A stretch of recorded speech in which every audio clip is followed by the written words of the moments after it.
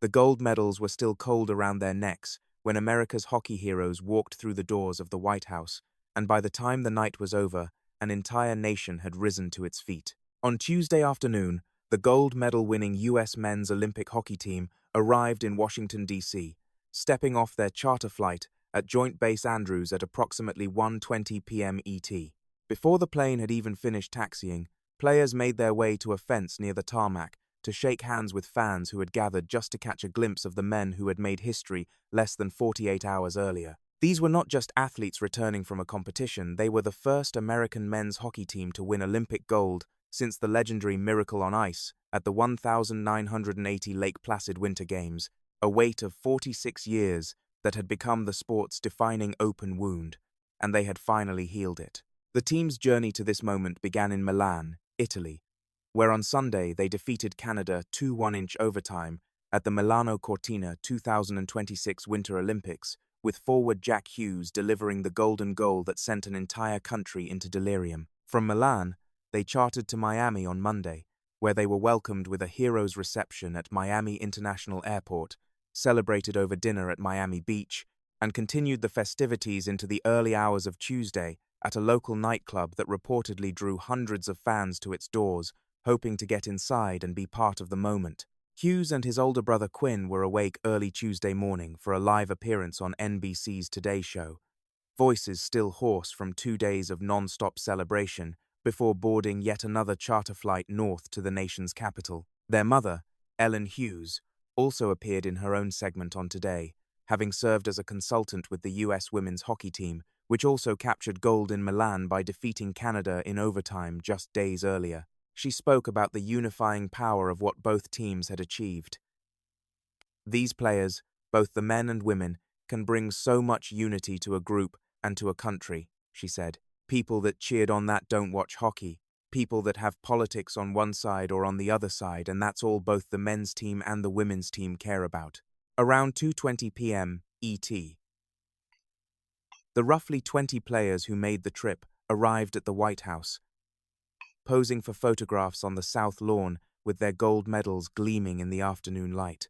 They were then guided along the West Wing colonnade, where portraits of every U.S. president lined the walls just steps from the Oval Office, a walk accompanied, according to social media posts by White House communications advisor Margot Martin, by the unmistakable sound of Lynyrd Skynyrd's Free Bird.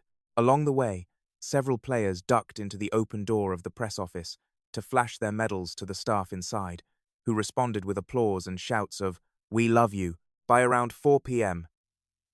ET, Captain Auston Matthews led the team into the Oval Office, where President Donald Trump stood near his desk and greeted each player with a handshake. "I recognize every one of you. I know every one of you," Trump told them. "Big guys," he added, taking in the room full of elite athletes dressed in dark USA-branded tops, featuring the American flag and Olympic rings, paired with light-colored pants.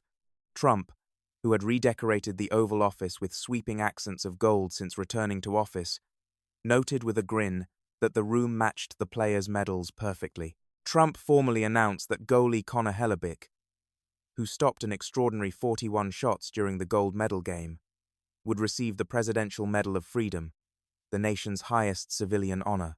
Hellebuyck responded by tapping his hand to his heart as applause filled the room. The president also announced that the U.S. women's hockey team, which similarly defeated Canada to claim gold, would soon receive their own White House invitation. The women had declined to attend the State of the Union that evening, citing scheduling conflicts and previously committed academic and professional obligations. As Trump made the announcement, the men's players, watching from their elevated vantage point in the House chamber later that evening, responded with visible thumbs-up gestures. For forward Matthew Tkachuk, Tuesday felt almost routine. "Good to see you again," Tkachuk told Trump, marking his third White House visit in just over 12 months, a streak built on back-to-back Stanley Cup championships with the Florida Panthers. Tkachuk had shared photos from the team's journey on social media, including shots of players celebrating aboard what appeared to be a U.S. government aircraft and a group image of teammates deplaning at Andrews. Panthers general manager Bill Zito, who also served as an assistant GM for the Olympic squad, put the magnitude of the moment into words. Our sport just got the biggest stage in the world of sport, he said. That's wonderful. And we need to celebrate it. Not all 25 members of the roster made the trip. 5 players were absent.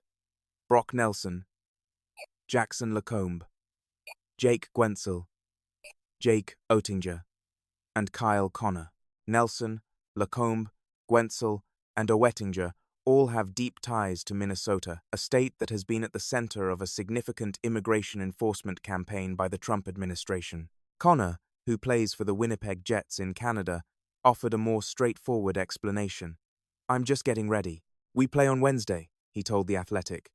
It's a big second half, so I just wanted to make sure I was ready. The other absent players are similarly scheduled to return to NHL action on Wednesday, when the league resumes following the Olympic break. Among those who did attend were Quinn Hughes, Matt Boldy, and Brock Faber of the Minnesota Wild, along with Jack Hughes and Charlie McAvoy, 2 players who have publicly voiced support for social causes that have at times put them at odds with the current administration's positions. Before heading to Washington, Quinn Hughes spoke openly about the team's excitement.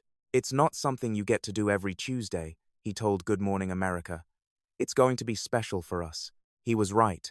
That evening, the players were invited to attend Trump's State of the Union address to a joint session of Congress, where they were welcomed with something rarely seen in the divided chambers of Capitol Hill, a full, bipartisan standing ovation that lasted nearly 2 minutes.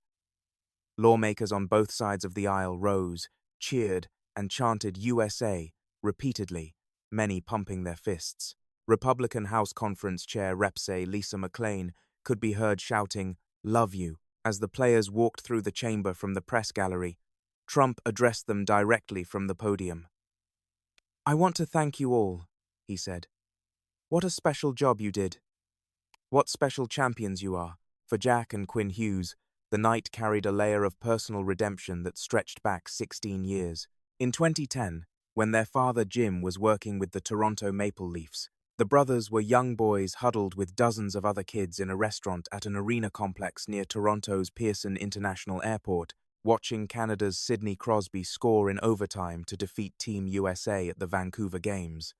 They were the only American fans in the room as the crowd erupted around them. Now, in February 2026, Jack Hughes had scored his own overtime golden goal against that same rival, against a Canadian roster that included Crosby, who ultimately missed the game due to a lower body injury and had done so on the world's biggest stage, in front of a country that had been waiting nearly half a century for this exact moment. We felt so much support from all of our friends and family, so many people involved in USA hockey, and so many people across the country, Jack said.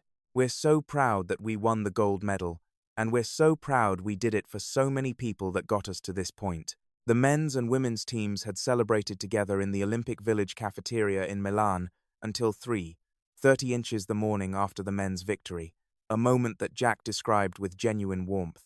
If there was a camera on me and Quinn when the women's team won, we looked like the biggest superfans of all time, he said. We were just jumping up and down. We couldn't believe it. It was, in many ways, a fitting symbol of what these two teams had accomplished together.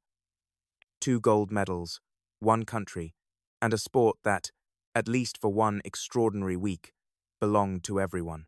So here's what we want to know. Were you watching when Jack Hughes scored that overtime winner?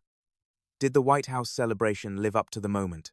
Drop your thoughts in the comments below, and if you want to follow every update as Team USA's historic celebration continues, make sure you hit like, subscribe, and turn on notifications so you never miss what comes next.